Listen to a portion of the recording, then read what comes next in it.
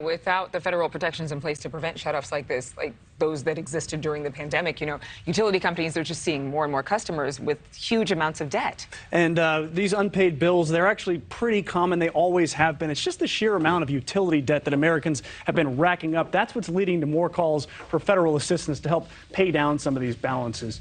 For example, take a look at this. Pre-pandemic, the level of debt that was held by just Americans together was about $8 billion. That's a lot of money, but not compared to what we've seen after. So as a result, December of 2020, so we're about 9 months into the pandemic at that point, it's gone up by almost $4 billion. Okay, that's a lot, but remember, there was a lot going on during the pandemic, and a lot of people got some moratoriums, and they were allowed not to pay their bills because they weren't making any money because they weren't allowed to go to their jobs. But look at this. In just a year, it went up. This collective debt was about $1.5 billion. But then in the next 6 months, from December 21 to June of 2022, that's just 6 months, 180 days, we saw another $3 billion rise. So look, pre-pandemic to December of 2020, the heart of the pandemic, almost $4 billion. And then in just 6 months, when we think we might be close to out of the pandemic, another rise of $3 billion. And that is why people are asking for more federal help.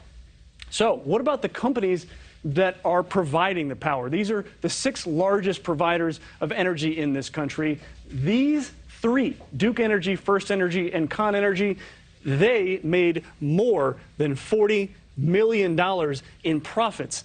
And the other 3, you have AEP, Xcel Energy, and Exelon, they made a little bit less than $40 million, all between $20 million and $40 million in the second quarter of this year for those. So at the same time that Americans they felt some additional stress and additional billions of debt, these companies, they were making millions in profits, tens of millions, depending on which company you're talking about. That's why there was a bipartisan bill that was introduced in Washington specifically aimed at increasing funding for low-income home energy assistance program. Yeah, around 5 million Americans get payment assistance from that program. We're going to see how many more people will get help. A lot more people are going to be applying for it, that's for sure.